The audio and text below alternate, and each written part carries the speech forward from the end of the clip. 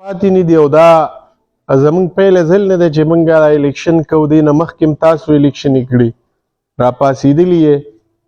هر سړی په خپل کلي، په خپل کور، په خپل ګاونډ ډېر ښه پوهېږي.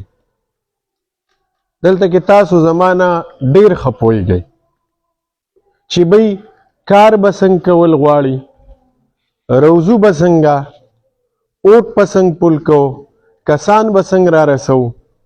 دا ستاسو ذمهوارۍ جوړېږي. په ما چې کومې ذمهوارۍ جوړېږي به سره انشاءالله زه سرته رسوم. ځینې ذمهوارۍ ستاسو نه علاوه نه کېږي. ولې که زه ودرېږم او یا هغه کم عزتمند مشران چې کومو د ټیکټ خواهشمند وو، زما نه هم ډېر تکړه خلک وو، زه د هغې مخکې هم څه نه یم، ستاسو مخکې هم زه د هغې جذبې ته هم سلام کوم چې هغوی یو فیصله وکړل او هغه ټیکټ ماته میلاو شو. نو زه وایم دا ماته نه دی میلاو، دا تاسو ځوانانو مشرانو دې ټولو همزولو ته میلاو دی. دا کامیابي دا زمونږ د جناب آفتاب احمد خان شیرپاو صاحب ده، د جناب سکندر حیات خان شیرپاو صاحب ده. دا د ټولې تحصیل تنګي د غریب ولس ته، دا زمونږ د ټولو یو عزت دی. که دلته وګورو نو دې تحصیل تنګي ته مخکې چې هسټري د دې وګورئ چې کله شهید وطن حیات محمد خان شیرپاو صاحب دلته را سیاست میدان کې راغلو، بیا د هغې نه سلسله سټارټ و، جناب آفتاب احمد خان شیرپاو صاحب راغلو. نو که موږ د تحصیل تنګي ټول عوام په دې خبرو سوچ وکړو چې دې تحصیل تنګي له چا درانه کتلي، چا ورله هغه بچو له شعور ورکړی، روزګار یې ورکړی. که وګورو نو دغه یوه پارټي د زمونږ او ستاسو د ټولو په شریکه چې قومي وطن پارټي دې تحصیل تنګي له ډېر څه ورکړي دي.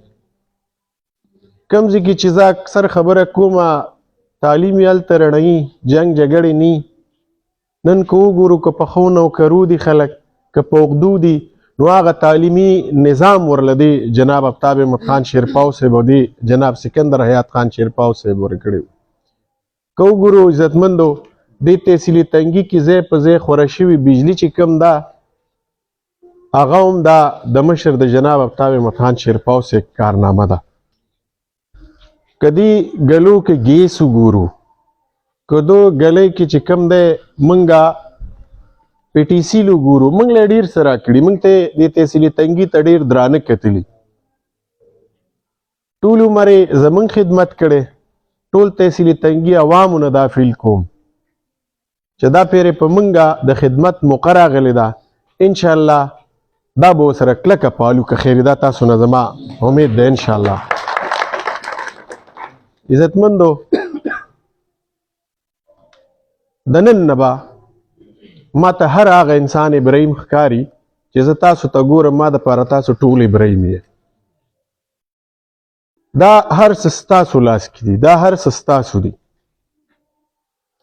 که تاسو نه یې مضبوطی، زما هم جذبه مضبوطی، خو چې زه کله تاسو ورونه وینم نو زما زړه ډېر کلک وي.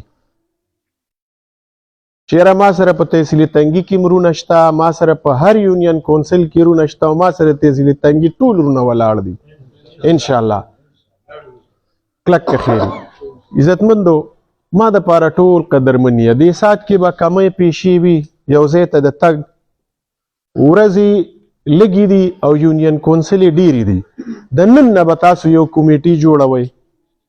که یو ملګری خفی زه به م وله راځم، تاسو به د نن نه کمیټي جوړوئ. خپل ملګري د پروګرام ټیم به هم تاسو له درکوو. نن هغه یو میټینګ و چې زموږ د ذمهوارۍ تقسیم شي.